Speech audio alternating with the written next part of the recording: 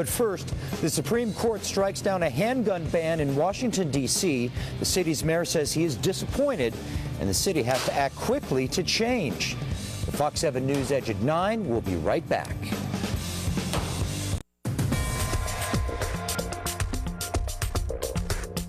This morning, the U.S. Supreme Court overturned a controversial and extremely strict handgun ban in Washington, D.C. D.C. now has 21 days to comply.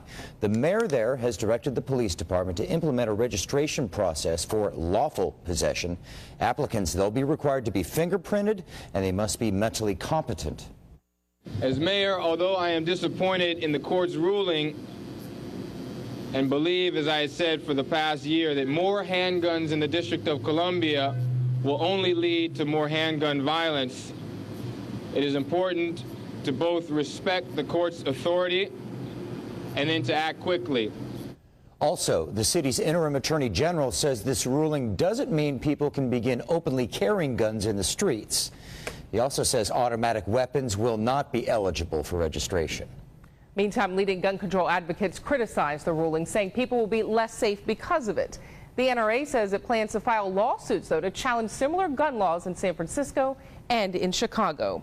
Well, the presidential candidates each spoke about the decision during their campaign stops today. Senator John McCain calls it a victory for Second Amendment rights, while Barack Obama says he believes in the right to bear arms, but also in the rights of communities to protect children from violence. Fox 7's Rudy Koski has local reaction to this decision. Members of the Austin Rifle Club have been squeezing off rounds for more than 100 years. Greg Troxell was given his first gun when he was 5 years old, a .22 rifle. I like to shoot. I shoot in competition quite often. The 5-4 Supreme Court decision to strike down the D.C. handgun ban does not directly affect Texas law. But Troxell says it's still a big Second Amendment victory for people like him. Not only is it a recreational activity, but it is also important as a right of a citizen of the United States, and I'd say maybe even to some extent, some could argue, an obligation.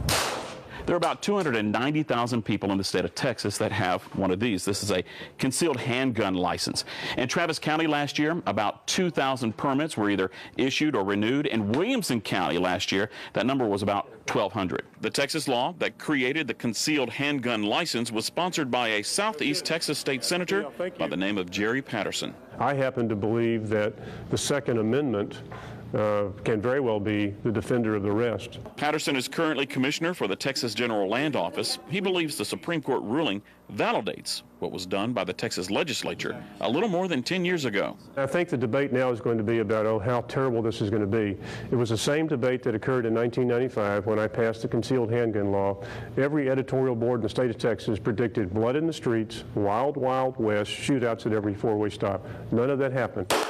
Like Patterson, Rifle Club safety officer Hugh Morrison believes the focus of the gun debate should no longer be on regulation. I think the bottom line is the more we can educate people and train them to safely handle guns, the better we'll all be. In Austin, Rudy Koski, Fox 7 News Edge.